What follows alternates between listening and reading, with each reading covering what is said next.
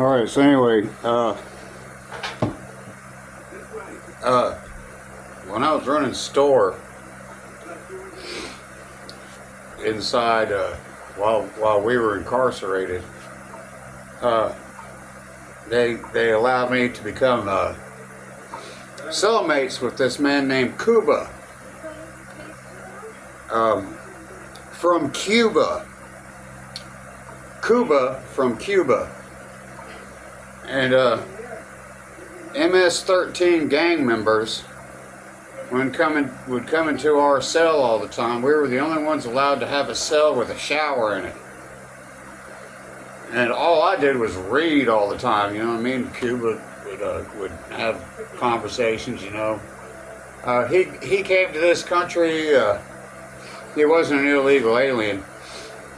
He came to this country during a hurricane, okay, on a raft, you know, and he said, man, he said, Bees, he said, when we did that, during that hurricane, there were 12-foot tall swells we'd have to go over like this. And he said some people fell out into the ocean. And I was like, well, what are you doing in here? He said, man, he said, I had an ounce of heroin on me, of H on me. And I was like, oh, okay. And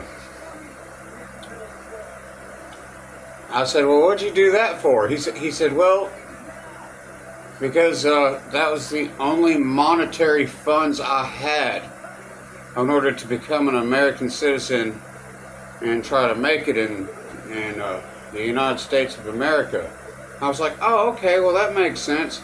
I said, well, what happened? He said, well, one day I got pulled over by the police. So I took that ounce of heroin and I threw it underneath my car. And they found it. And I was like, that sucks. So anyway, I was like, okay. I said, well, what else is going on? Because I'm trying to finish my book, you know, I'm reading. And he said, well, I want you to know something, because I'm fixing to get out. I said, okay, what is it? He said, I own an RV, and I want you to have it. And I said, you want to give me an RV for free? And he said, yeah. I was like, okay, I don't know, Cuba. You know, I've still got some time awaiting. Maybe you can do something better with that RV for somebody else, because I have a vehicle, you know. I don't need an RV. And he's like, okay. He said, I just want you to know that I would give you my RV for free. And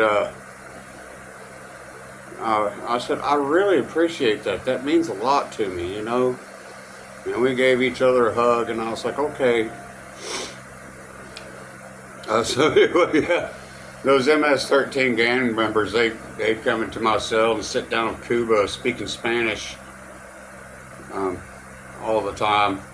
I didn't understand what they were saying. I didn't care. I was busy reading, you know.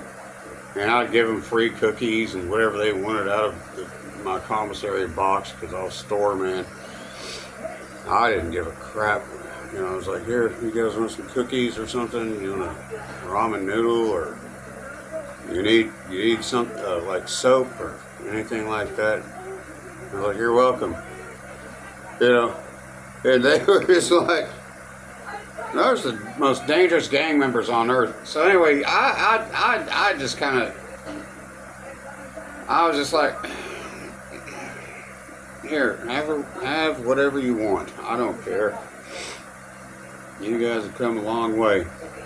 No telling what you guys had to do to get here, you know, and become American citizens. And they're like, you better take care of my friend Cuba. And I was like, okay, you learned English too. Well, that's cool. So anyway, yeah, I've got some friends, man. Throughout the years, decades. Anyway, Cuba doesn't need me to take care of him. All right, he doesn't need me to take care of him. He can take care of himself. I'm busy reading a book. Okay, all right. Here, have some cookies.